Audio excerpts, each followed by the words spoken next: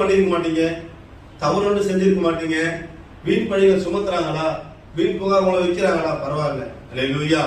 கர்த்தர் பாதை அது நீதி. மனுஷன் பாதை ஒரு நாள் ஒரு நீதி கிடைக்கவே கிடைக்காது. கர்த்தர் பாதை நீதி கிடைக்கும். அல்லேலூயா. அப்ப மனுஷன் பார்த்த பிரகாரமா அவர் பார்க்கல. மனுஷன் பார்த்தா குற்றவாளி, ஆனா தேவன் பார்த்தா ஒரு குற்றவாளி அல்ல. அவன் குற்றவாளியா இருந்தாலும் அவன் மனம் திரும்பி பரதேசிக்குரியனாக பரலோகத்துக்குரிய மாறினான் என்பதை இயேசு கிறிஸ்து சொன்னார். என்ன கூட பரதேசி இருப்பாய். அல்லேலூயா.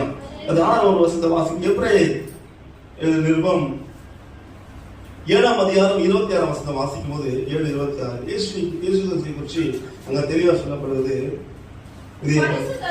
பரிசுத்தரும் குற்றமற்றவரும் மாசில்லாதவரும் பாவிகளுக்கு வெளியினரும்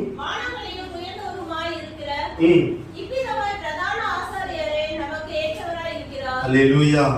இதை யார் அறிஞ்சிட்டான்னா, இயேசுவின் பின் இயேசுதான் ரட்சகர் என்பதை யூதர்கள் அறிந்து கொள்ளவில்லை. அது யார் அறிந்து கொண்டான்னா, அந்த கல்லன் அறிந்து கொண்டான். அல்லேலூயா.